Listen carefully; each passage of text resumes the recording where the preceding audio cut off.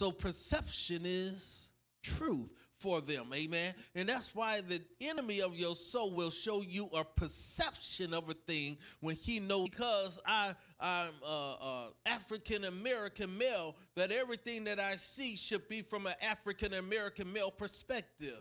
We have been held down, we have been persecuted, we have been dogged, we have been led to prisons and falsely accused by those trying to keep us subdued and in control. And because of that, everybody I deal with is out to get me, and I have to defend myself and protect my manhood and my kingship. Okay, listen. Everybody's not out to get you. Sometimes the problem you have is your ignorance. What do you mean? See what you're seeing. You'll look at it and it'll bother you that there's something about it, but you don't know what it is. You'll look at it and you'll search it out and you'll study it, but you can't get it. It's like there's a mental block there. It is how you see your surroundings, amen. The element of a person that enables them to be aware of the world and their experiences. Look at this: to think, to feel. So how I think is based on how I feel. So if I can attach to you your emotions and make your emotions just as tactile as your you see what's going on? Now my feelings, you can't tell me that. You don't know how so while you're dealing with your feelings now become your perception, and it helps you to interpret the data of your environment around you. Now you can't walk by faith because you're walking by feel. If you're walking by feel, it doesn't take long before I tell you why you're feeling that way. So now I influence your thoughts. Okay.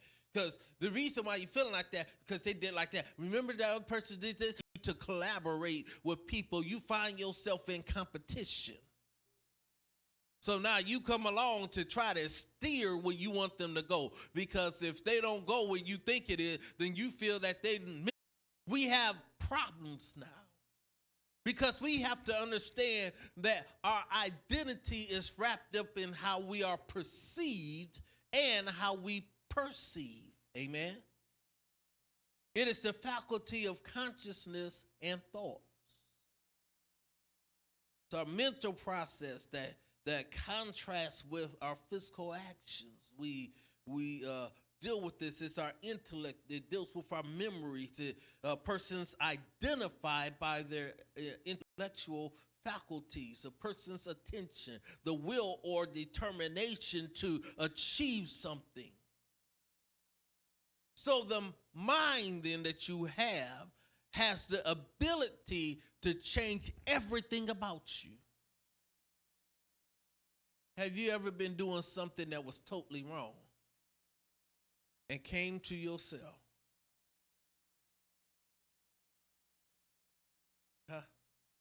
And then you did something different. And when somebody questioned you about it, you say, I just changed my mind. See, we haven't put that together. Wait a minute. Changing my mind means changing my behaviors and my responses. And I'm not even going to get into the other parts of it, which is the thought and then the speech. And you can tell what's in your thoughts because your thoughts are, if you will, your thoughts are what you meditate on. It's what you think on. You begin to internalize it. It's a composition of everything that you take in and how you categorize it in your minds and in your thinking and in your thought process. So your thoughts there are really just a library of experiences put into proper format so that you can understand them fully. So what happens then is the enemy can get you to the wrong place by showing you the wrong thing at the wrong time. And the first thing that you do is you try to understand, you see, what was going on with the situation, but really what's happening is there's a warring in the mind, because if it doesn't settle into its place in your thoughts and how it should have been, then you feel that something is wrong and not settled, so you seek for something that will calm your nerves and settle your mind. So there's a remedy for all of this, because we can't trust our mind, and our mind is vulnerable to manipulation. Prophetess and I were watching something, or I was watching, and she came along and looked as I was watching it, and it was a TV show called Explained, and it was explaining cults. And it says, how do people get into a cult?